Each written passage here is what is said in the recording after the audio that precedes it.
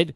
And I know that's what Dave's has built their reputation on, haven't they? Scorching hot food. Have you ever had Dave's before? This will be my first time. Oh, this should be fun. On air, first time having Dave's Hot Chicken for you. This will be a good experience. It's located at 12261 East Lake Boulevard in East El Paso. They got one location in El Paso right now. And they came on board with you, about a month and change, right? Yeah, about a month ago on Schoolyard Sports. It was a great partnership, great episode.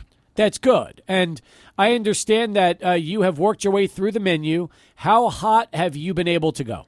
I've gone up to hot before, and it is tough, I'm going to say. I don't know if I'm going to do that today, but medium, that's a great selection. You get the spice, you get a little bit kick, but you can survive it. If you get to hot level, it gets a little bit tough. You start sweating. Yeah. Never gone above hot. I don't think I could. Adrian, what about you? No, I've never gone above hot. I really like the mild medium, and I really love Dave's Hot Chicken. I mean, it's really solid. This is like the new wave right now. Yeah. It's like Nashville-style hot chicken all across the board. This is what we're seeing from a lot of different people. I feel like Dave's has found a way to be very innovative in their menu, though. They're different, aren't they? That's the best way to describe it. It's not like what you'll find in other places. They've kind of set themselves apart that way. Yeah, and another part about it is the sauce. I feel like that's what sets them apart from everybody else. It's like that secret sauce that they use. Gotta have listen, every good restaurant needs a secret sauce, don't they? Isn't that so important when you talk about just complementing the food flavor itself? No doubt about it. Exactly. And, the cool thing is it's not just, the tenders. It's not just the sliders. They've also got the cauliflower bites that they're going to be sharing with us, the chicken bites as well that they're going to be sharing with us. So, it'll be fun to taste this today. All right. By the way, I'm interested right now as we talk to Lane a little sports today here. Are we up to 172? Is that right? Or 171? What's coming this week? 172 coming this week, recording after this. Oh, really? You're recording tonight? Recording tonight. I'm not going to be here tomorrow. Recording tonight. Drop on Thursday. Okay. Now you're heading out after today's show. When are you back?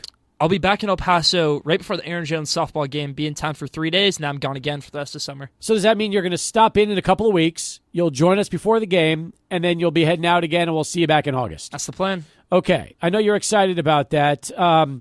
For you, I'll ask you this. A lot going on right now. A lot happening in the sports world. Ton even today. How about the story about Tucupita Marcano, the Padre player who could be banned for life from betting on baseball? Well, man, that's a precedent that's being set by sports leagues. If you bet on sports, you bet on our sport, you'll be banned for life. Look at the NBA with Jonte Porter. NFL haven't been so strict on it, essentially because, if you bet on NFL games, they'll suspend you for a year, not really the maximum sentence of lifetime, but for the NBA, Jonte Porter, now the MLB with this Padres player. First off, we've known about baseball and betting on the game forever. That goes all the way back to the Black Sox days and what happened there with Judge Landis. Now Pete Rose, and here we are with somebody that most people probably don't even know who he is, although Chihuahuas fans do because Tucupita Marcano has played for the Chihuahuas. For sure. This is really maybe surprising to some fans, but players get bored. Players want to bet. They say, oh, my friend just bet this bet on the Padres and they won. Let me do that. Let me bet on my team. Let's see what happens. I have trust in our team. It's free money. I'm so smart. I'm not going to get caught. And then this happens, and now he has no career. This apparently happened a year ago when he was playing for the Pirates. He got hurt, and while he was injured, reportedly had bet on the Pirates. So this is not a Padre issue. This was actually between the stints because he started with the Padres, went to the Pirates, came back to the Padres, but now we're hearing that this happened when he was in Pittsburgh. You get bored while you're injured. You think of some things to do. I understand the gambling. MLB players should be allowed to gamble on other sports, just not baseball. That's my thinking. Really? Because if you gamble on other sports, don't you worry that it could eventually carry over to your own sport, especially if you get addicted to gambling? Let me say this right here. What if you could bet on your own league? You just weren't betting on a game you were involved in? That'd be incredible. Think about it. What if it was like, because in boxing, you can bet on yourself.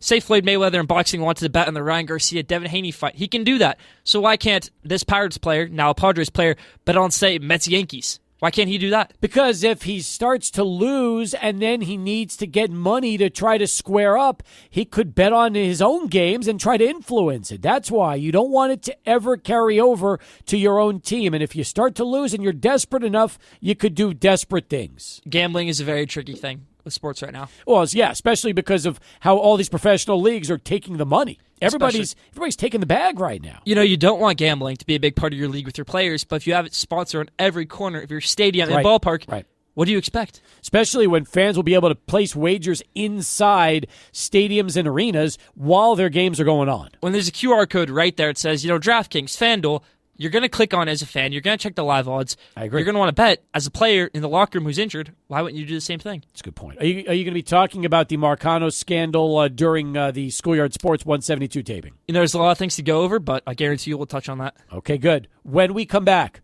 Jorge's going to join us. He is part of the family here at Dave's Hot Chicken. We'll find out what they're up to. More with Lane as well as we get ready for Hour 2 of Sports Talk, 600 ESPN El Paso. Congratulations to our very own Duke Keith, who has been named one of the finalists for the North American Hockey League Broadcaster of the Year.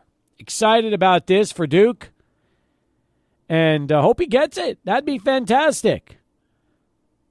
It's funny because the other two that are in that have been nominated look like they could be his kids. So, Duke is the vet of the group here, and he's been calling hockey games in El Paso now for more than 25 years. And hopefully, Dukester will win the NAHL Broadcaster of the Year award. How great would that be? Man, it's so cool. I love the picture, by the way. And yeah, this is so cool right here. It's always great when one of our very own can win and be recognized for an award like this. So yeah, somebody who is very deserving of this award right here. Duke Keith. I totally agree with you. 505-6009, our telephone number, 505-6009. We started the show talking about Caitlin Clark, but there's a lot of topics to get to on the program today. We'll have Lane Frank dropping by here in just a little bit. We'll be excited about that. Meanwhile, shocker that we lost Larry Allen at the age of 52. In fact, this has really hit not just the Cowboy family hard, but also the former teammates of Larry Allen.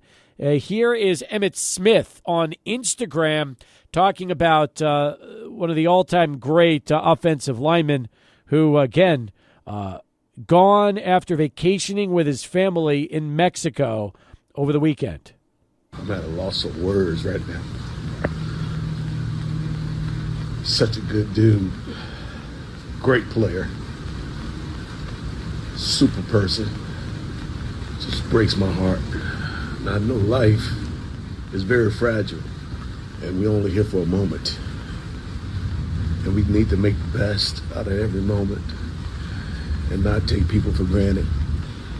The one thing about Larry Allen I know, he had a big heart, and he lived life to the fullest.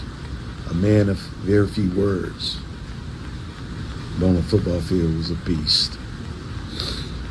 Again, that's Emmitt Smith talking about Larry Allen, who went into the Hall of Fame in 2013, and somebody that was as dominant on the Cowboys and 49ers line as you can find, played from 04 to 07, an 11-time Pro Bowler, first team All-Pro, I believe, 6 times, and, he won the Super Bowl with the Cowboys, and, man, it's, again, hard to believe that, Larry Allen is gone at such a young age. When you talk about Emmitt Smith being one of the top running backs of that generation right there, you got to start with one of the top run blockers in Larry Allen. I mean, that's who he was. I remember, I think I was watching a clip over the weekend, NFL 100s, like talking about top 100 players to ever play the game. When they were talking about Larry Allen as a run blocker for the Dallas Cowboys, one player who went up against him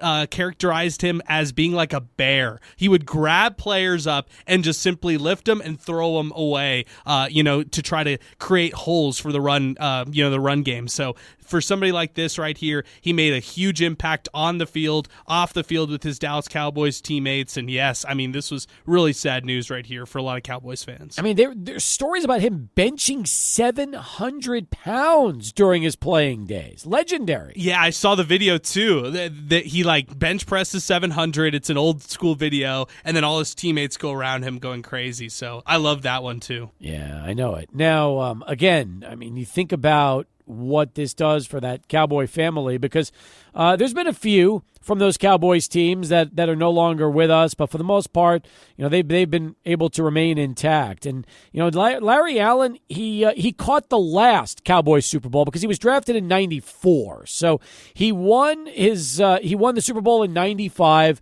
That was the end of the run, really, for the Cowboys. And Allen went on to have a terrific career for Dallas, but unfortunately, he wasn't on the team 5 years earlier when everything really started to take shape and that great dynasty start in the early 90s. Yeah, but what you can really look at is, like you're saying, about him. He was an NFL or considered a top 100 player of all time. He was chosen for the All-Decade team in the 1990s and the 2000s right there. And so you talk about like Warren Sapp. He was somebody who also was on those 90s and 2000s all teams. That's the kind of bar that was set right there, and he was able to reach it right there. Larry Allen. So true. All right, bottom of the hour as we get going here and get ready to go to Michael Plundo for our first of 3 bottom of the hour Sports Center updates. We're with you till 7 o'clock right here, 600 ESPN El Paso. Stopping by in a little bit.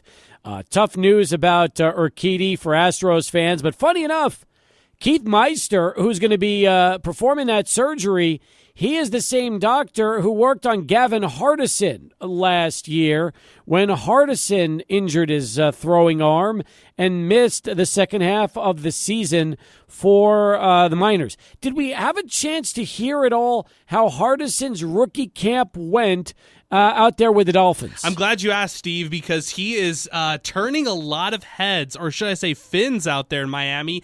He is somebody who has captured a lot of attention from fans. There are people, and I'm not kidding, there are people on social media saying QB1 for Gavin Hardison right now.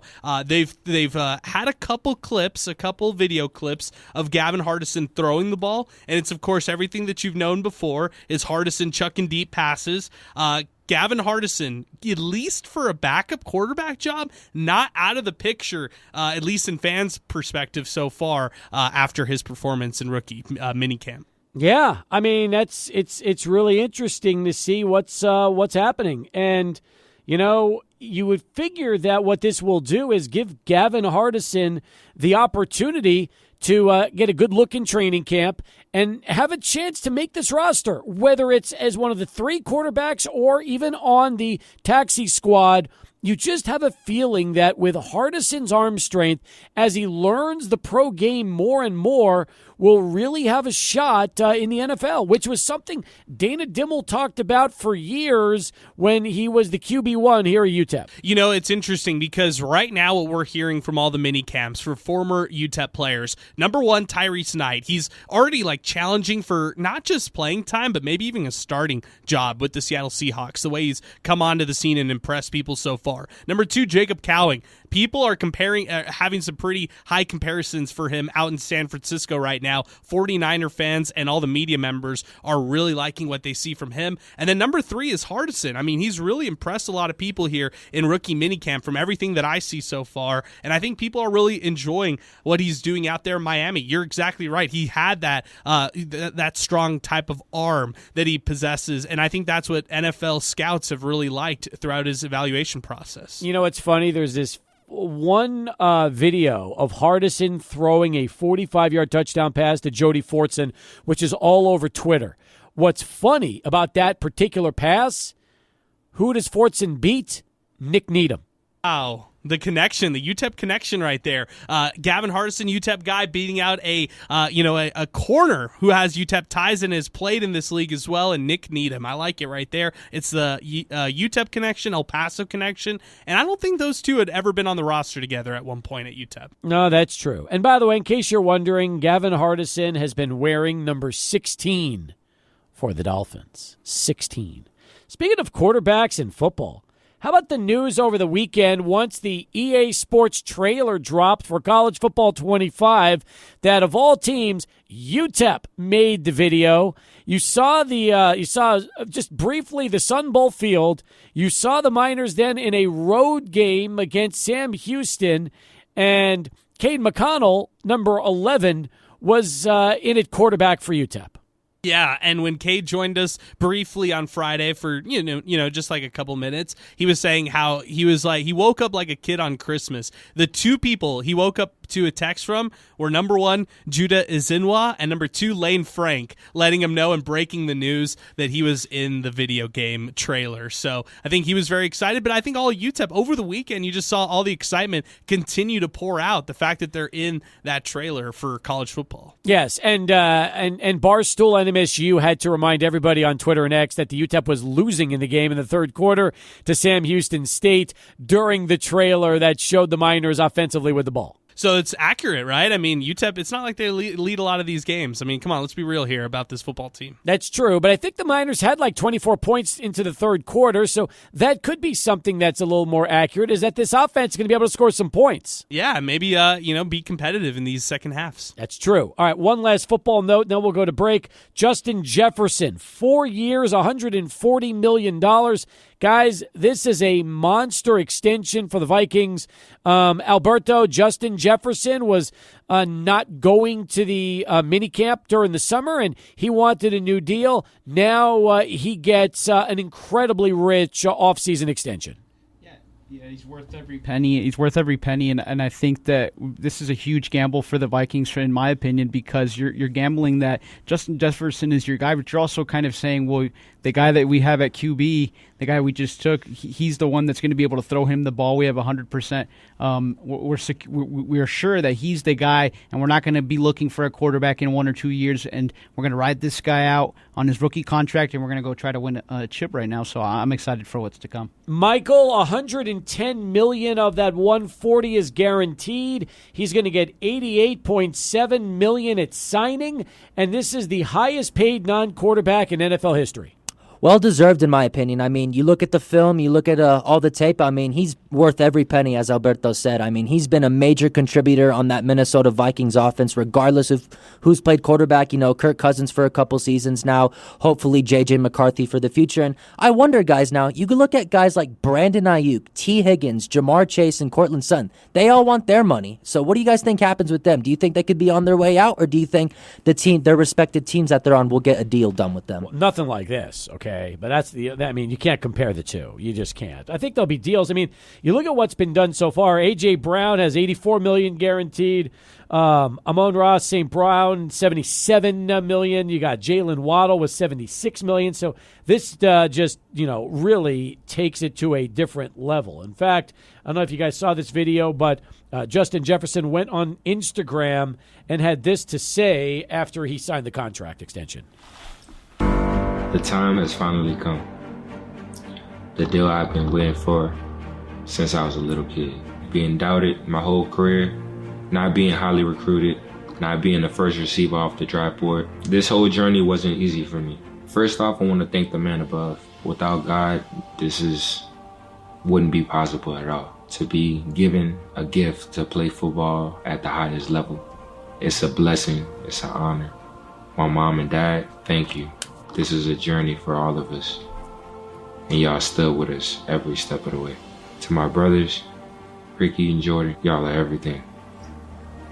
Y'all made me who I am today. This is a new step in our journey, a new step in life.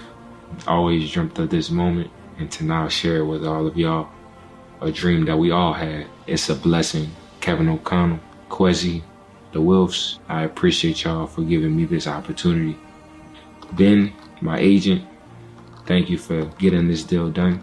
Last but not least, thank you to the fans. Y'all set the tone, y'all set the mood, y'all set the energy, and I'm definitely excited to set that energy for 5 more years. Thank you, all of the ones that supported me throughout the whole way. This is the start of it, but we ain't done yet. Just wait. Yeah. Okay, it used to be when you signed a deal like this, you had your press conference, you met the media, you talked about it in front of ownership, in front of your coach, in front of all this. He cut an Instagram video with a full music score edited clips from piece to piece to piece, basically saying everything that you would normally say in a team press conference.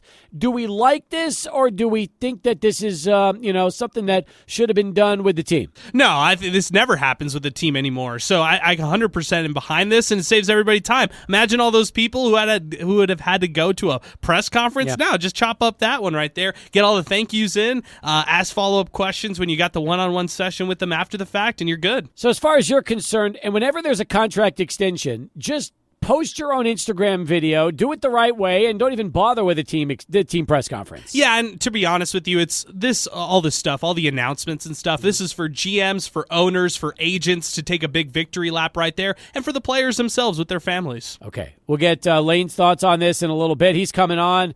Also, we've got an announcement to make about some very special little treats that will be arriving here at the radio station in just a little bit. So we'll do all that. By the way, it's Lane's last week of school. He looks like he's already checked out and ready for the summer. It looks like he is done. Done. We'll find out as we continue. 41 past at Sports Talk at 600 ESPN El Paso. And Adrian Broadus. All right, start of hour number 2 here on Sports Talk. Welcome back, everybody, as we continue. Lane Frank, the host of the Schoolyard Sports Podcast, as he gets ready to tape episode 172 tonight, is joining us.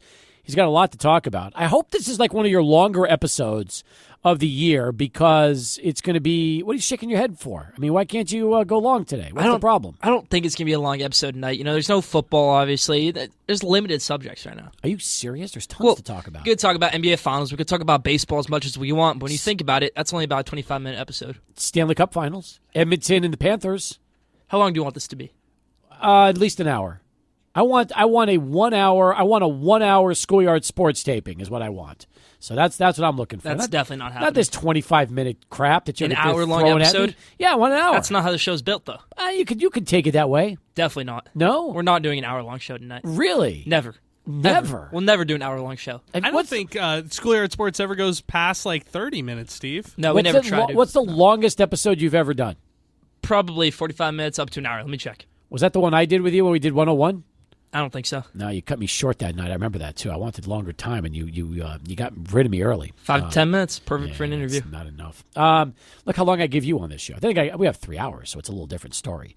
But you could also talk about Justin Jefferson's contract extension today with the Vikings, richest contract for non-quarterback in NFL history, which just came out today. 4 years, $140 million, 111 of that guaranteed. Yeah, that's a massive, massive deal for Justin Jefferson. Highest paid non-quarterback in NFL history. Does he deserve that? I say no. What do you think? First off, I mean, I don't know if he deserves it or not. I mean, it's a lot of money to give him, but I do like the fact that it's only 4 years, because you never know what's going to happen in the football player's career, even though it's a receiver, and they tend to have longer lasting careers than other positions do. I mean, look, Vikings invested in him. They did. The key now is they got to find somebody to throw the football to him. J.J. McCarthy is that guy. You think they wouldn't give this contract to Justin Jefferson knowing that J.J. wasn't their guy? They wouldn't have given it to him knowing that they didn't have a solid quarterback locked down for the future, which they do. And I do have the answer now for my longest episode ever. He's never played a snap of NFL in his life. Who knows if he's going to be? Oh, stop it with your Michigan bias. This is what happens when you – this is it. This is typical – when you come out with Michigan, and now all of a sudden he's one of your Michigan guys, and you got to talk about him like he's the second coming of Tom Brady. Okay, and you're probably thinking Aaron Jones is going to run the ball 50 times a game, which Aaron Jones is a great running back. I just don't think he's going to do that. Run the ball 15 times a game. It's going to be a really good team next year. Yeah, they'll be fine. I mean, Aaron doesn't have to carry the load for this team. They've got another running back. They'll be all right. I think JJ's very solid, and if he's not, Sam Darnold can be that guy for a year, and then JJ will step in. God, I'm going to throw up. You talk about Sam Darnold now in Minnesota. What's wrong with you? And then they've got Justin Jefferson. That's a great connection. JJ to JJ. Haven't you learned watching Sam Darnold's career that he's not going to do anything in Minnesota? You and I still have that bet that Sam Darnold will have a better career than Kenny Pickett. I think Sam Darnold's had a better career than Kenny Pickett so far. No, he hasn't. Yes, he has. Oh, Sam Darnold's been a flop. So is Kenny Pickett. So it's a wash. I think Sam Darnold's been better. Way better. Both terrible. Adrian, any thoughts on Darnold versus Pickett? I don't know. I feel like when is the next Kenny Pickett start we're going to have? I mean, 2-3 years from now? You know, you could spend an hour on Schoolyard Sports talking about Caitlin Clark. I don't think I've ever mentioned Caitlin Clark's name on my show. Really? Maybe I have. Why? What's wrong with you? You don't like I think female athletes? She's a great WNBA player, so we're going to bring that up, and she's a great basketball player. Sometimes just tough to fit in there in the time. Well, what about all the controversy now with the fact that she's, that the flagrant one that was happening on Saturday? Should have been an injection, in my opinion. Really? Should have been. An They're targeting her, and she's the face of the league. Right. As a Well, rookie. Yep. But there's a lot of jealousy right now. A lot of dislike towards Caitlin Clark. A lot of lost love. Is that what it is? Seems like it. All right. So maybe you'll touch on Caitlin Clark on Schoolyard Sports. We will, and maybe a longer episode where my longest episode, as I checked right now, 45 minutes, Steve. 45. Really? Was that just, what was the topic? Do you remember what that was? Was there anything in particular that made you go so long? I think we've had about 3 45-minute episodes. So, Michigan, football, one of my earlier episodes, I think episode 8 was pretty long. So, stuff like that. Oh, when you were 12, you were going longer. No, it's 12. We were going pretty long. I got you. Okay, now you gotten older, and you're like, I can cut this down to 30 minutes and knock it out and be just as good. You can see consistently it's been around the 30-minute mark. Okay. You have Jorge with us from Dave's Hot Chicken. They are a sponsor of Schoolyard Sports. Jorge brought us a lot of food today, and this restaurant over there in East Lake is doing terrific. It's the first one in El Paso, and you've been talking about a collaboration with us on the air with Dave's now ever since you guys first announced that they were one of your sponsors. Yeah, Dave's Hot Chicken. Dave's Hot Chicken's been a great sponsor. Great food, really great. We're able to have that here today. Jorge, bring that microphone closer to you. Welcome over to the show. Great to have you here. First off, thank you so much for coming by. Thank you for bringing a lot of great food to us today, and congratulations on what's been a very successful launch for you guys since the beginning of the year. Thank you to you guys. I cannot be more excited, more happy to be part of this today, and bring some food to you guys. I know you guys love Dave's Chicken. I brought just tender sliders, cauliflower, and the new chicken bites. So I know you guys are going to be happy with this. Once again, really, really thank you for the invitation. I love to be part of this. And now that I have the opportunity, I would like to say thank you to El Paso Market for all the love that they've been showing all this time. I mean, it's been amazing. And we are committed to give back to the community and build more restaurants and show some more love to you guys. So once again, thank you so very much for this. Jorge Frosto is with us right now from Dave's Hot Chicken. I got to ask you, I mean, you always say, you never know how the reception's going to be when you open a new restaurant and open a new store. Would you say that so far this has even exceeded anything you expected once the doors first opened? It's actually more than what we were expecting. I mean, we knew we were going to be successful because we knew Dave's Chicken have great product, and we knew El Paso would love it. But it blew away the expectation. I mean, when you have people in lines for more than 4 hours willing to wait to get in there and try or tenders, that's just it's hard to describe the feeling. When you show up to work and there's people camping outside on the door, just to be the first one to get in is just a feeling that is hard to describe. I never encountered that in my whole career before. And I worked for multiple brands in the past, but this one so far has been one of the most successful ones. And not just for our franchisee, but it's actually for the corporation. It's been a huge success. Not just for us, but for El Paso, Market El Paso. It's great to have this kind of brands here in El Paso. The thing that amazes me is that you have everything from no spice on these tenders to light, and then you go mild, and you'll go all the way up to hot, extra hot, and then the flavor we've heard so much about, Reaper. Reaper seems like it just is painful to talk about, let alone even eat. And yet you were telling me during the break that, believe it or not, people here order that every single day. Every single day you see people, they're just daredevils, man. They don't care. They know how to enjoy the Reaper. Me in particular, unfortunately, I'm not this strong, but I stick on the medium. I like to enjoy my meals, but I tried it before, and right now, just talking about it, I'm sweating already. Just remembering how painful was that for me. But I mean, at the end of the day, it's a great experience. It's not just go out and eat. It's a whole experience to go to Dave's. So once again, just huge thank you for the invitation. Huge thank you to the community for responding the way they do. Jorge, you get a chance to be a part of like community events like what you're doing with us here today, or being a part of different El Paso podcasts like Schoolyard Sports, and also different events in town. How can people get connected with you guys moving forward for things like fundraisers or different events here moving forward with Dave's? Absolutely. So we've been part of multiple events. Like I said, we want to blend with the community. We want to be part of the community. We've been working with the Socorro Police Department, Horizon Police Department, El Paso Police Department with the Crime Stoppers. We have our first fundraising coming this coming Wednesday for Del Valle High School. So we are extremely excited to be part of that and looking forward for more partnerships. I mean, we work with the Monwood High School too with the Special Olympics. That was a very amazing, rewarding event, and looking forward to keep doing that with them.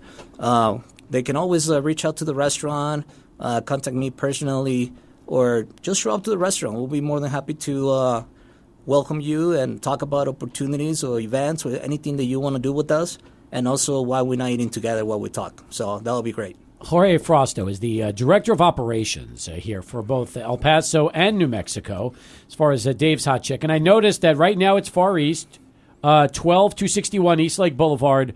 Are there plans to eventually expand out to other parts of El Paso? Yes, absolutely. So it's confirmed. The west side is our next location. We're excited for that one. So far, it's looking like November. We don't have an exact date yet. Anything can happen, but it's a done deal. November, Dave's Hot Chicken on the west side of El Paso. And looking for more spots. So I know with our friends from River Oaks will help us out to get to the point where we want to be. Absolutely right. And meanwhile, the food you brought today, you brought the classic tenders. That's the staple. But you mentioned something interesting, some new food items as well, including these bites. Tell us about that. Man, that's a new test item actually for Dave's Hot Chicken, and the success has been amazing. I mean, it's just like I said, there's chicken bites with all the flavor you can think of, very juicy. It's not just a nugget. It's actually real chicken, full of flavor. Like I said, easy to eat. You can go in your car, you can go on the run, and you're still going to be able to enjoy it. You even have cauliflower bites, which, by the way, are great for people that if they don't eat chicken, but they just love the Dave's spice, now they can have it with cauliflower. Right. So I think at this time, we want to have options for everybody.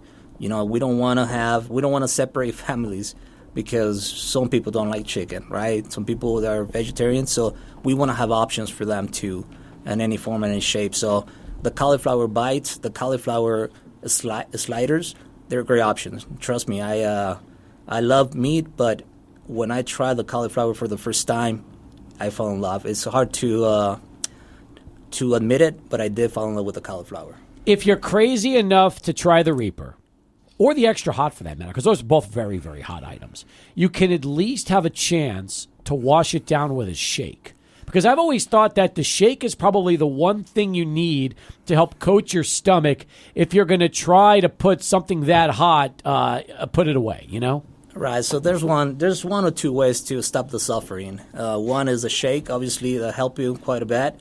And the other one is just start drinking the honey that we give you there. So that always helps too. But once again, you have to be a daredevil to try that. Once again, it's not for me, but yeah. I see a lot of people actually enjoying the experience. It's all about the experience too. I love it. Well, I'm excited about your partnership. See, this is all because of you, Lane. Look what happened. You got Dave's Hot Chicken involved. Next thing you know, Jorge shows up, and now he's here on Sports Talk. That's a great show. Really glad we were able to promote Dave's Hot Chicken. Me too. Well, listen, Jorge, it's a pleasure meeting you. Thanks for coming by.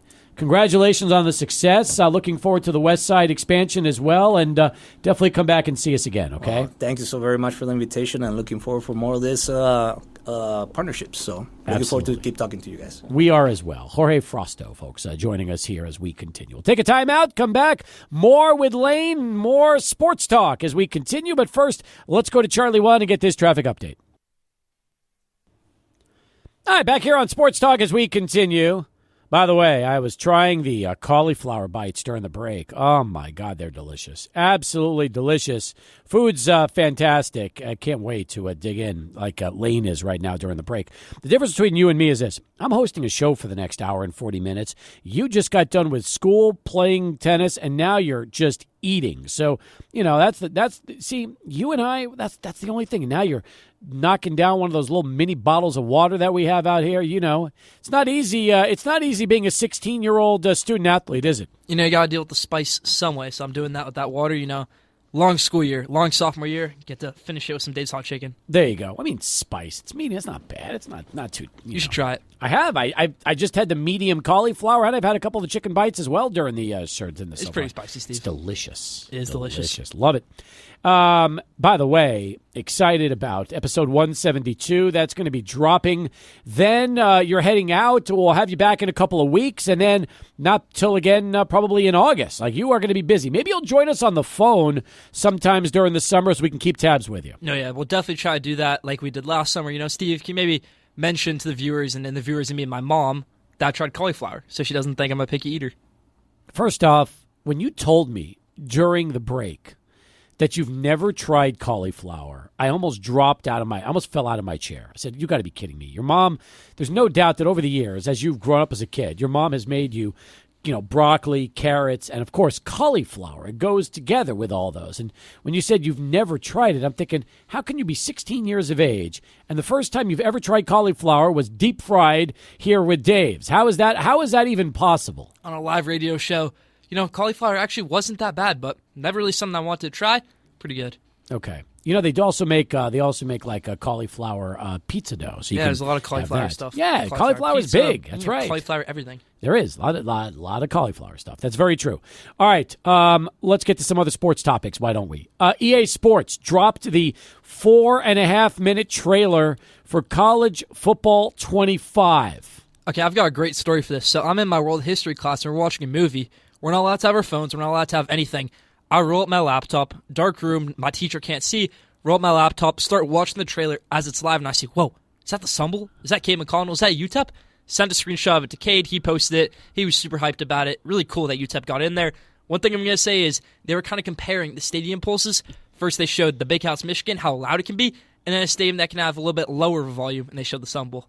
Yeah, I know, but wait till they show. That's a good point. I never thought about that being the reason why the Sun Bowl made the thing. I'll say this though, I watch a lot of college football, especially like lower teams.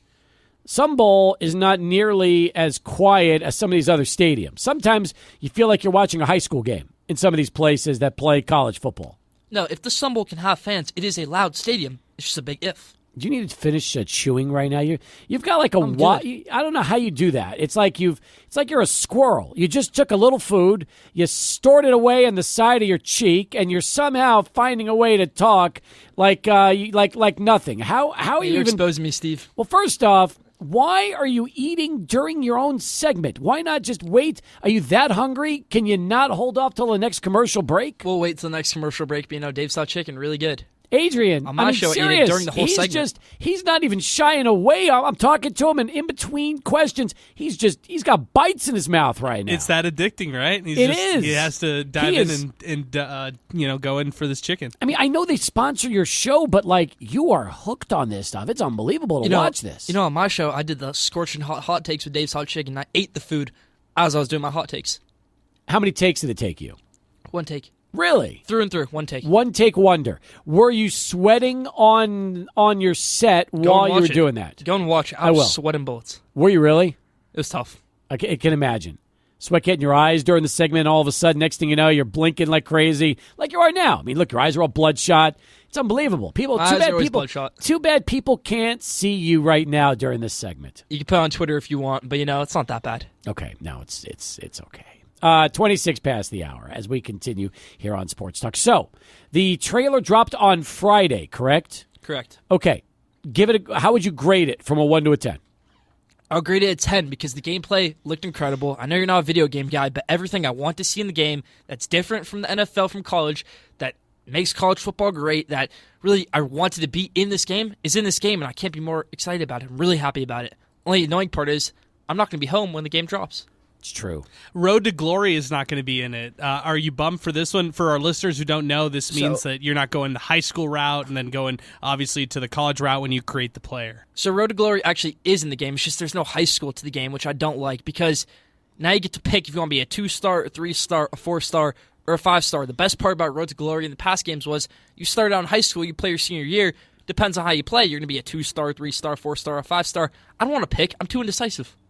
So now you have to pick without playing high school ball. It's almost like you set the prospect that you are coming into college with this new Road to Glory mode. I hate it. You set your overall. I don't really want to be a low overall, but I also want to be the underdog, so it's tough. Would you play as a 1-star or a no-star just to see if you can work yourself up during the course of your college career? I think that'd be really cool, get that underdog story, but Steve, we're not trying to start out the 5th-string quarterback on the Michigan Wolverines. Oh, so you've already decided that you're going to be playing as Michigan. Oh, we'll be on Michigan. By the way, don't you think that's kind of a cop-out? I don't. For Road to Glory, no. For Dynasty mode, yes. For Dynasty mode, my first will be UTEP. Exactly. That if you're going to do Dynasty mode, that should be the first school you play on. Exactly right. Because to me, that's the fun, that's the concept of a game like this with Dynasty mode. Yeah, for sure. Build up a team with a low star rating and get them to be a powerhouse. Maybe we'll expand the Sunbowl a little bit. It's going to be great. Okay, but if you're playing the other version, like you said, then Michigan would be the way to go. And why would that? Explain why that particular version would be better for Michigan. Because it's a career mode. You don't have control over the whole team. You have control over your one guy. You can't recruit. I'm not going to win a championship being the quarterback at UTEP, no matter how good I am, if it's just me. If I'm the quarterback in Michigan, I have a good defense. Year one, we're going to win that championship. Got it. And that's what it's all about for you, trying to win those championships. Trying to win those championships, trying to win those awards, the Heisman. We're going to get that. Lane, you tell me, you were the one who broke the news to Cade. So what was it like seeing him in this, knowing that UTEP's featured in this, and not a lot of other schools were actually featured in this trailer? So first I was watching and I was like, wait, is that UTEP? Does that say UTEP right there? I was like, whoa, this clip says UTEP too. It says McConnell. I'm going to send this to Cade. It's really cool to see that. It was really cool. And then he hands off the ball to number 20. Yeah. So they couldn't let him throw the ball. Why not? I think that'll be different in real life, though. Coach Walden likes to air it out. That's right. No, that is going to be a fun part of the game, and I think that the hardest part for College Football 25 is going to be probably you need to pre-order it because the demand is going to be so high. I don't think there's going to be any games on the shelves when this thing comes out. No, I don't think so. It's going to kill a lot of other video games. Madden NFL is not going to do as well. MLB The Show will be dead by July, so really excited for this game. Yeah, there's probably going to be no sports video games worthy of this when it comes out and gets released in July. I think that's pretty accurate. I'm going to be pretty hooked to it, pretty excited about it. Did they show anything else on the game that got you excited other than, the different types of modes, and seeing the stadium levels and everything else? I'm trying to think, but really just the gameplay looked incredible. Seeing my favorite players in the game, looking at my Michigan quarterback, Alex Orgy, looking at my Michigan running back, Donovan Edwards, Will Johnson. It's going to be a great game. Does the graphics look as good as Madden, or do you feel like the graphics and the gameplay could be even better? They look better than Madden, and they are better. It's incredible. Really excited for this game. Why? What is it about it that looks better in your opinion? And you say they are better. What makes it better? They built this game from scratch. Madden has been Madden for the past few years, and it's going to always be that way, and it seems like it's always just a roster update. No teams get new stadiums. No teams get new rosters fully around. It's just maybe a little new uniform here and there. For this college football game, they built it from the ground up. Great attention to detail with every stadium. They have, I think, every audio management for every team. So if your team runs out to this song every game, they have that in the game.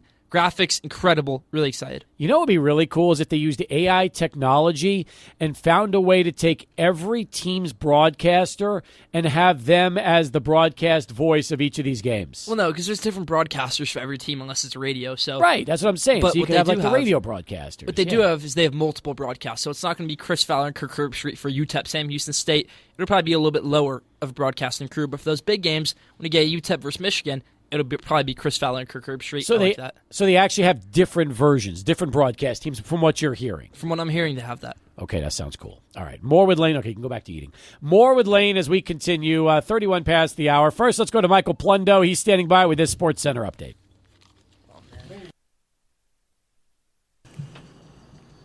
We continue here on Sports Talk. This in on Twitter and X from Esteban. Ask Lane if he knows Aiden Frere, tennis player at Franklin, my wife's nephew. Yeah, I've known Aiden for years. You want to speak? Of course. Okay. Yeah, I went to middle school with Aiden, great guy, and then he goes to Franklin, really one of the best players in the city, of course. And is he like you? He's a sophomore? He's like me, a sophomore. I really think he can be the best player in the city, even next year or senior year. It's pretty cool, isn't it, that some of the best players in town are underclassmen. They're sophomores. They're not necessarily juniors or seniors right now. For sure. Awesome. I love that. All right. Excellent. So there you go, Esteban. Yes. I figured if you said no, because you're at Coronado and he's at Franklin, something would be wrong. And plus, you mentioned growing up with him a little bit, so that's cool. And tells me that, again, a lot of you guys, when you go through the tennis circuit on the west side of town, I'm sure a lot of you get a chance to grow up playing alongside each other. Coronado and Franklin, we stick together. We go on all our trips together. So, for sure. All right. There you go, Esteban. Right out of Lane's mouth as we continue here on Sports Talk. All right. NBA Finals. Dallas, Boston. Give me your thoughts on this matchup and how you think it's going to go. How do I think this is going to go? I got Boston win this. In 5 games, Boston takes this series. I hate Kyrie Irving. I think those Boston fans are going to give him hell. I think Luka Doncic is going to be a good awakening for him, saying, okay, maybe I do need more than just one player on this team. LeBron couldn't win with the Cavs, and he just had one star, really. Only LeBron was a star in that team. Surrounded by a bunch of role players, I would say Luka has one co-star, Kyrie Irving, if we're even going to call him a co-star, and then a bunch of role players around him. So I'm going to go with Boston in this series. Okay, who do you want to win? That's my better question. Because here's the thing. Any real Knicks fan would never in a million years want the Celtics to win an NBA Finals title under any circumstances. That is sacrilegious if you're a Knicks fan. Yeah, but any non-psycho would want the Celtics to win this series. So let's go Boston. Why? Just because of Kyrie? Kyrie makes you a psycho. Just because of Kyrie. Do you dislike a human being that much to where you would even root for a team that you would never root for? I truly do. Why don't you just root for the Mavericks to win and Kyrie to have a terrible series? No. I say no there. I think the Mavericks are a really, really good team, with or without Kyrie Irving, who I'd probably root for if Kyrie wasn't on this team. But also, Jason Tatum deserves championship. Jaylen Brown deserves championship. This team has been through a lot over the years, made to the finals, made to the conference finals, and they never won the big piece. I think they get it this year. You're not a Knicks fan. You're not a real Knicks fan. Yes, I am. You are a fraud as a Knicks fan. Because you're not a real person then, I'm telling you right now, there's no way. There's nobody.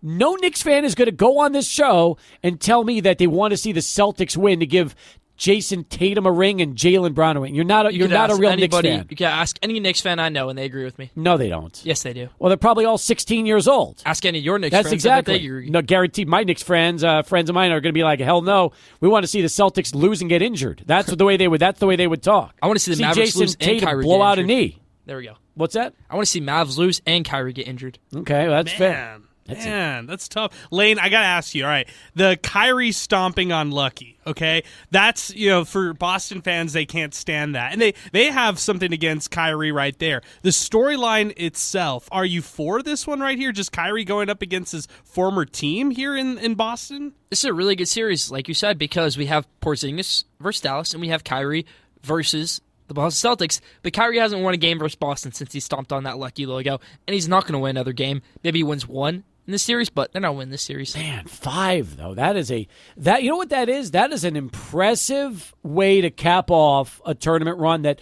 let's be honest, Celtics did not look good early on. Not until Indiana when they swept the Pacers, and yet the Pacers could have been up 3-1 in that series instead of getting swept because all 3 of their losses, those close games, could have gone either way. Now, this series will show a great team, an incredible team in Boston, going up against a lucky team that found an easy way through the playoffs. I think you're a closet Celtics fan after listening to this conversation. I really do. Maybe I am then. I do. Maybe I am. I think I'm going to talk to you. You know what? I feel more and more like something weird happened to you over the last few years. Maybe all those years of Can you Knicks, not be a Knicks fan and a Celtics fan? No, you can't. It's not the biggest rivalry. It is not a rivalry. You cannot. Of course it is not a rivalry. Yes, it is not a rivalry.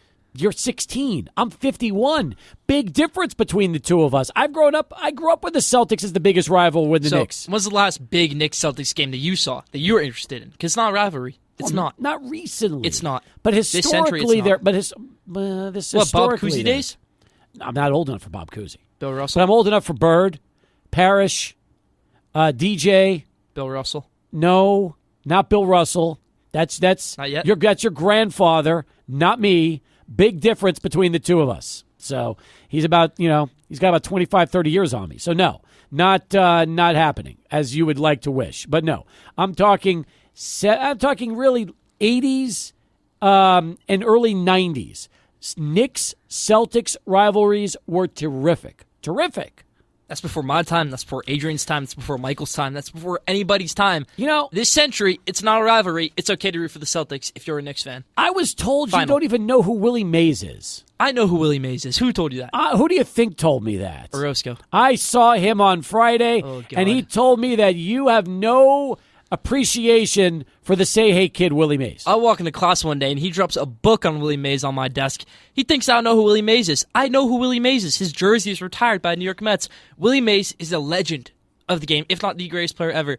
In his eyes, the greatest player ever, but he's the greatest living player. Mays He's the greatest living player in baseball history. Barry Bonds is the best living player in baseball history. I would take Willie Mays. Barry Bonds. No. I would take Barry Bonds. That's nice.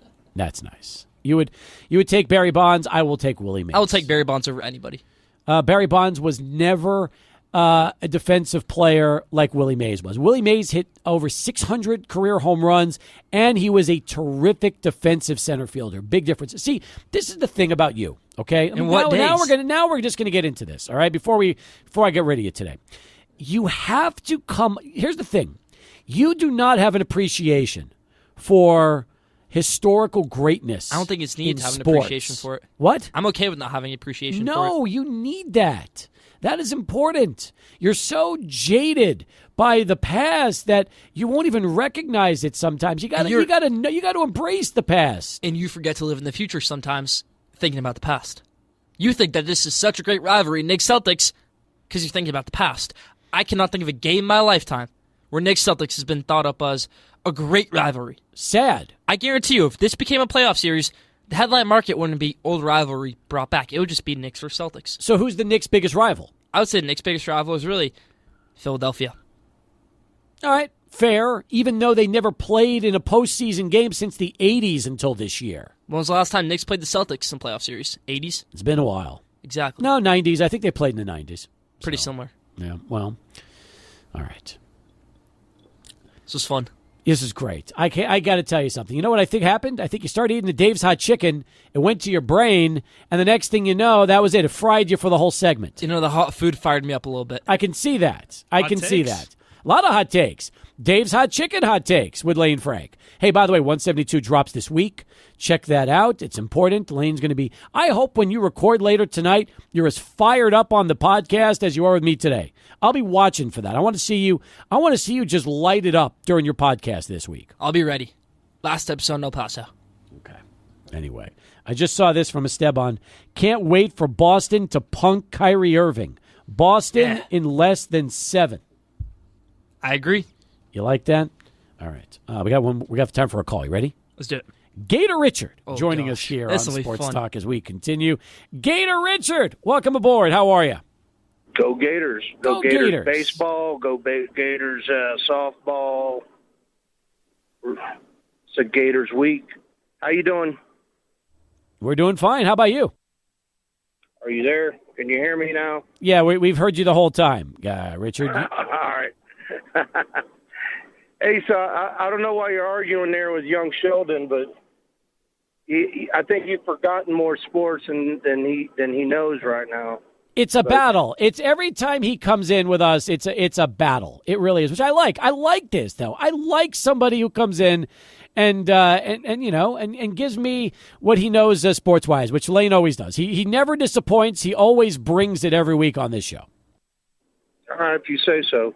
Hey, so there was somebody that got caught betting on baseball, and I kind of heard the tail end of it. Now, was he betting on his own team to win, or is he betting on... He was betting on his own team, but I don't know if he was betting on them to win or not. I know he was betting on Pirates games when he was with the Pirates and injured. So he wasn't technically playing in those games then? Correct. But they're going to ban him for life? Did I hear that right? If he's found guilty, yes, he will be banned for life. That's correct. Tough, man. He's only, 22, 23? 24. Like 24 years old. That's tough, man. Tough way to kiss your career goodbye, huh?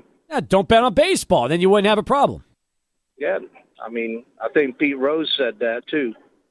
So, hey, I did see that movie that you recommended, or what? I don't know if it was a movie, but the documentary about Showtime.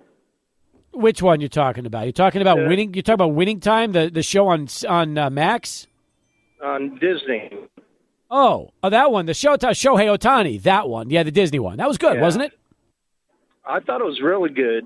I mean, how's that for setting your goals when he was like in grade school, middle school? Yeah. And then he got the signed baseball, and everybody was looking at the signed baseball that they gave each other, and they're like, I'm going to treasure this. You know, they're at the core of it. You know, sports fans do that, especially if it's like autographed with a purpose and then handed off to you. You know what I mean? Good call. I mean, good call, Richard. You gave us a ringing endorsement of the Disney Disney documentary on Shohei Ohtani. Have you seen that Disney documentary on Shohei? No, I haven't, but I do know a lot of the story around Shohei Ohtani. I do know how he set his goals when he was younger, really fulfilled all those goals. Shohei Ohtani, a great model to look up to if you're trying to reach your goals. And he beat the system on that whole gambling scandal with his translator. Okay, now you're acting like Gator Richard. No. Gator Richard loves Shohei. He'll be the first to tell you that he was set up and it was all a fraud, that Shohei did nothing wrong. I agree with him. Shohei did nothing wrong. See, there you go. You guys both agree to end the segment. Good job, both of you. All right. Appreciate that. Thanks for the call, Richard. Again, 172 comes this week. Enjoy some time off. We'll see you back in town in a couple of weeks before the big softball game for the Jones brothers and the A&A All the Way Foundation. And also, I want to thank not just Jorge for being here from Dave's Hot Chicken, but how about River Oaks Properties for being a big part of your segment with us each and every week here on the program. For sure. It's great being here with you guys. Hopefully you'll be back sometime this summer. I mean, hopefully. As long as you're around, we'll be around. We'll be good to go. We'll call in. We'll have a good show. You know you're invited. So that'll be good. You could tell me all about how I'm completely lost with the past and how it's jading the way I view sports today. Well, you are, and I'll probably call in at least sometime during the NBA Finals. I hope one day your dad will sit down with you and give you the kind of historical, lecture you need when it comes to really understanding these rivalries that we have not been able to get through to your head today. You know, he'll agree with you, but I think I'm right. Of course you are. That's right. All right. He's Lane Frank. We'll see you then soon as we continue. 45 past the hour. We're back to wrap up hour 2 of 3. Stay with us. Sports Talk continues. 600 ESPN El Paso. Sports Studio. Here's Steve Kaplowitz and Adrian Broadus. All right. Final hour underway. Welcome back. We've got Alberto Dueta, Michael Plundo, and of course Adrian Broadus back with us for one more go-around. By the way, Tucupita Marcano has not played at all this whole season. Nothing. In fact, I know he was back with the Padres, but has not had an at-bat with San Diego, and for that matter, the Chihuahuas this season. Because last year he played for Pittsburgh, and then he also played in 2022 for Pittsburgh. Did play for the Chihuahuas in 2021. But hearing this news, and he's injured, the reason he hasn't played is not because of the gambling scandal, because he's been out all year due to injury, but this might make it where he never plays again. I mean, lifetime ban, as we all know, for betting. And again, the story is that even though he has not yet been penalized, interestingly enough, when he tore his ACL last year and was on the injured list, that's when he allegedly placed the bets, which were flagged by a sports book and then reported to MLB. 4 other minor league players are facing potential discipline for gambling as well. Even if a player in the minor leagues is on a team's 40-man roster, he would face a 1-year suspension for gambling on major league games. How interesting is that? You gamble in the minor leagues, you get a year suspension. You gamble in the big leagues, you're out for the rest of your life. Yeah, think about the NFL, right? Because the NFL's had multiple examples of this where a player gets caught for gambling. Maybe it's on one of their games or somebody else, and then they apply for reinstatement and they get back in the league. So it's not like a lifetime ban in the NFL like you're seeing in other leagues. Like the NBA with the Jonte Porter news, they're still very upset with that one right there. They're not letting that one go whatsoever. And the Marcano situation here in baseball is more a reflection of that, not like some of these other leagues where they get reinstated after a while. Yeah, I don't think that's going to. I mean, you're right. It's just going to be interesting to see if that's the last time Tucupita Marcano ever plays a organized baseball game here in the States. That will be interesting to see if that goes down. You know what? I don't know how they're going to maneuver all this moving forward, man. Gambling in sports is continuing to be more popular left and right. States are continuing to allow this and lift this from being banned in states instead of making it illegal. They're legalizing it so they can capitalize on the tax benefits that it comes with it for different states and stuff like that. So I don't know how they're going to monitor this moving forward, man. Like the fact that a sports book came out and said this, how many have gone underreported, non-reported, or how many of these instances are kind of going on behind the scenes being very shady, like we're seeing right here? I am convinced that as professional sports starts to do more and more with gambling, we will see this happen much more frequently. It just seems natural. It's too easy. It just is. It's there. Like it's right in front of you.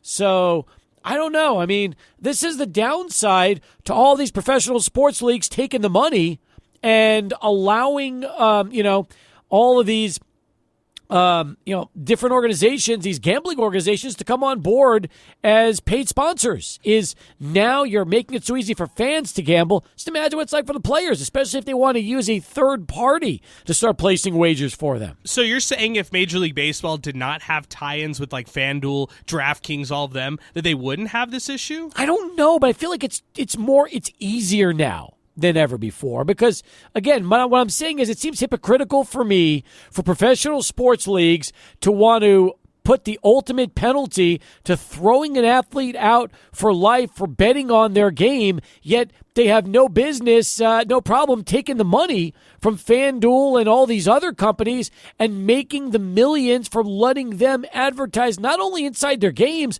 but even inside stadiums. It just doesn't seem right that a sport like baseball that considers gambling to be the worst possible offense wants to make it so easy for fans to place wagers before and during games. Then I think the other side to this is then it goes on Major League Baseball, because if you're going to dance with the devil, you're going to go, get in bed with all these advertisers and all these sports betting companies like FanDuel, DraftKings, and etc. Then you're going to have to be willing to educate your current team or players about the ramifications that can come if you end up gambling. We haven't seen a star get in trouble in any of these sports, really. I mean, came close this spring. Came very close, but no one has actually gotten in trouble for any kind of sports gambling thus far. No, just a translator who was sent back to Japan and now is probably never going to be allowed to do anything for the remainder of his life because of all the stuff that he's potentially involved with through Ohtani. Could face prison. Crazy, isn't it? Charges, yeah. Yeah. Any thoughts on this, Alberto? Yeah, no, this is just going to become more common, and it's sad stuff because these guys just can't help themselves. They know the consequences, and I feel like they just quite literally can't help themselves, and it's an addiction. That's the saddest part, right? That it can destroy your life, and in instances like this, it does. And the saddest part that this isn't part of the conversation, right? This is never part of the conversation. You know, when you tune into ESPN and they're telling you, "Oh, this is a lock, no one's telling you, "Hey, but gambling is an addiction, and you probably shouldn't." So, it's a lot of kids are going to start falling into this, and it's only going to become more common, and it's sad stuff. Now, again, Adrian, you brought up a really good point, and you're like, well, these leagues need to educate the athletes. The athletes know. Trust me, every professional baseball player knows the cardinal sin is to bet on baseball. That is the worst possible thing you can do. They know that from growing up in the sport for the most part. It's pretty obvious. Now, the question is, again, are athletes right now doing things through other individuals, or are they playing it smart so they don't jeopardize their own careers at any point?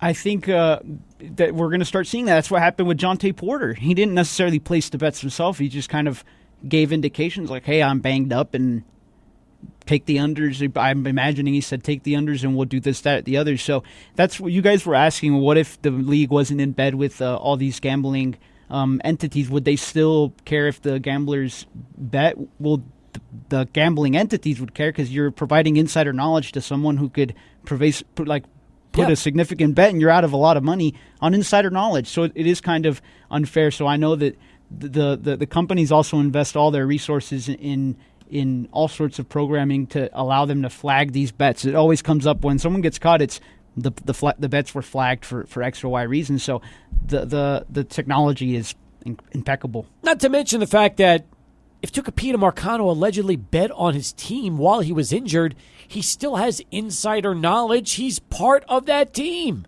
So think about the advantage he has over just some random Joe Schmo who bets games. I mean, this guy's part of the group. So whether or not he's directly influencing them, you can't let somebody that has that kind of knowledge be a part of that. Not if the sport specifically says that if you bet on your team, you're punishable up to being thrown out of the game for life.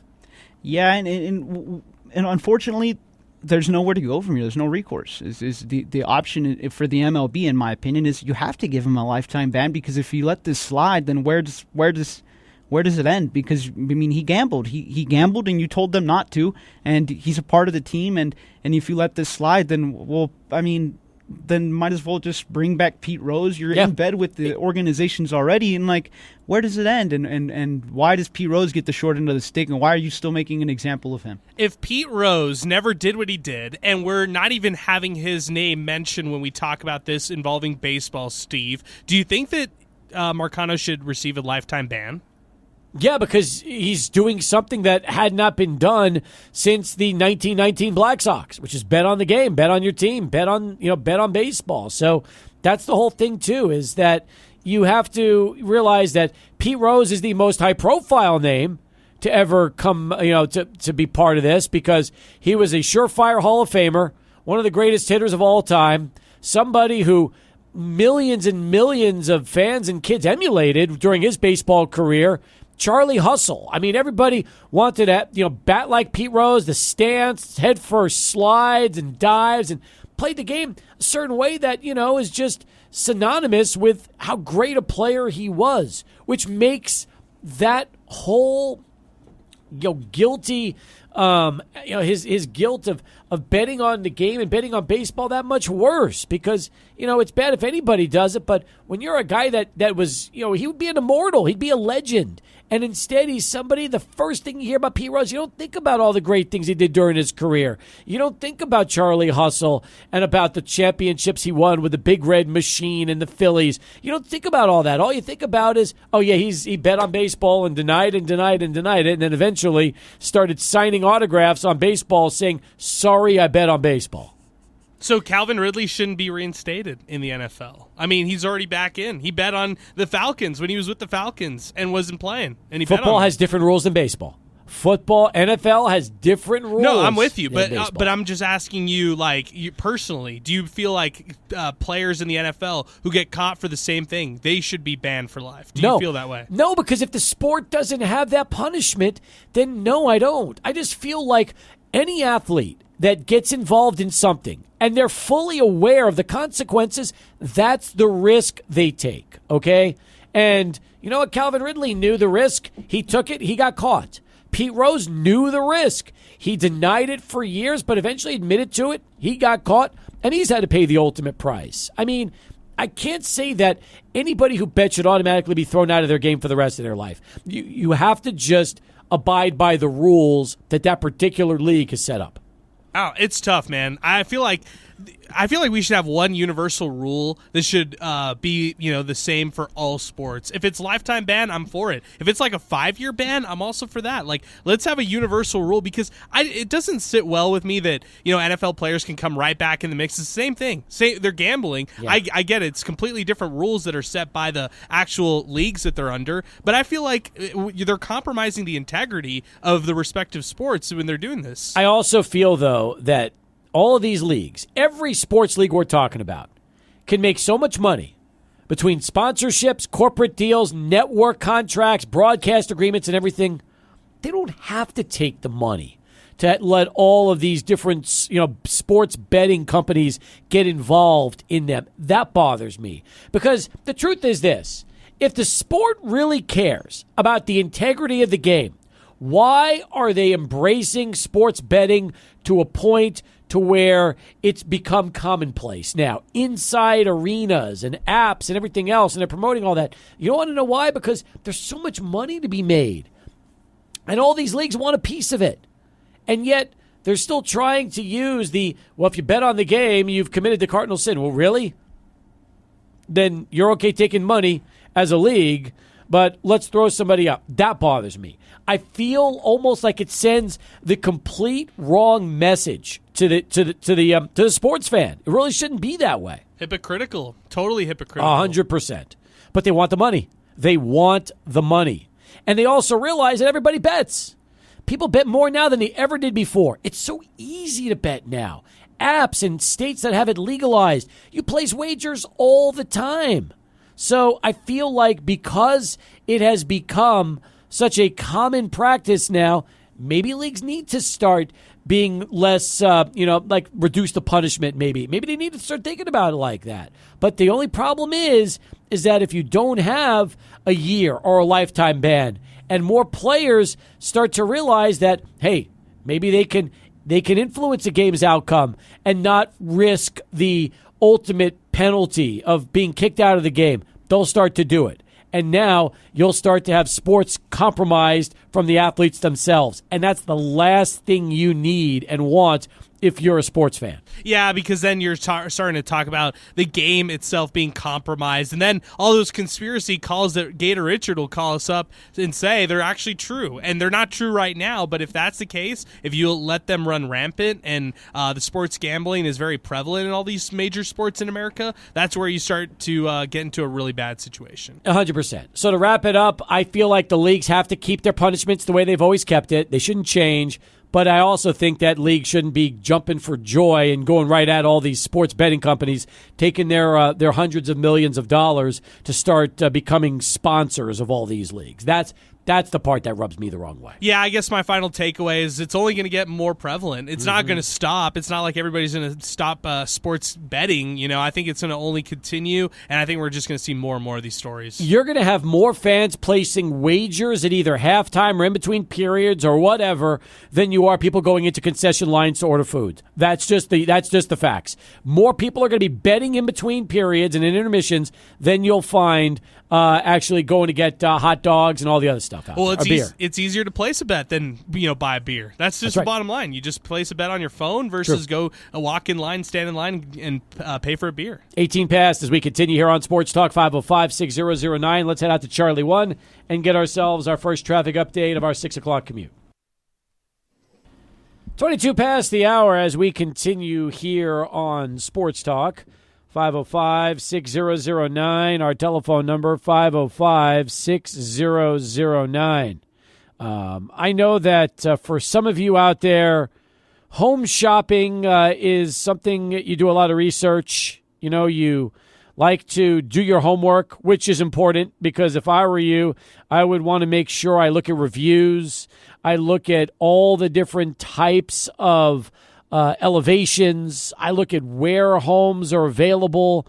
I look, of course, at reputation, how long a business has been open. And you want to know something? When you talk about Palo Verde Homes, Adrian, Palo Verde checks off all of those boxes and then some. Yeah, most definitely. And don't just take it from us. Take it from all the great reviews that they've got on their website. By the way, we've talked about it before. It's paloverdehome.com. They build all over El Paso, 15 different communities across this city, the east side, the west side, northeast El Paso, Horizon, and Socorro. Plus, they've received a Lifetime Achievement Award from 2 to 10 Home Buyers Warranty, and that is Palo Verde Home. Don't just take it from us here on Sports Talk. Check out those reviews that I was just mentioning online again, paloverdehome.com. No doubt about it. What coming home should feel like is going to be the new head football coach and AD at Bel Air High School. Here is someone who spent 5 years at Riverside, did some great things with the Rangers. Now he moves over to Bel Air, and I'll be very interested to see the kind of impact he can have with the Highlanders. Yeah, one quick thing, Steve, a lot of coaching turnover this offseason for Texas high school football, especially here in El Paso. We've seen a lot of turnover at the head coaching role, and this was a bit of a surprise to me. I heard rumblings that Coach Recorder could have been in the mix for the Pebble Hills high school job. That ended up going to Coach Warner, Ryan Warner. He took the job going from Chapin over to Pebble Hills. Pebble Hills then, Chapin then named their own head coach. They promoted from within, and Recorder wanted maybe that Chapin job as well. I heard that. So here he is. Here he lands. It's Bel Air. Coach Scoggin announced that he would be resigning from the program. I believe that was 2 weeks ago. Yep. And Recorder taking over a program that's going to be a tough job these first couple years. Not an easy fix right away. And it will be interesting to see if he brings any of his other lower valley guys from Riverside to Bel Air here moving forward. Now, let me say this, okay? Eric Scoggin did a terrific job at Bel Air, especially these last couple of seasons.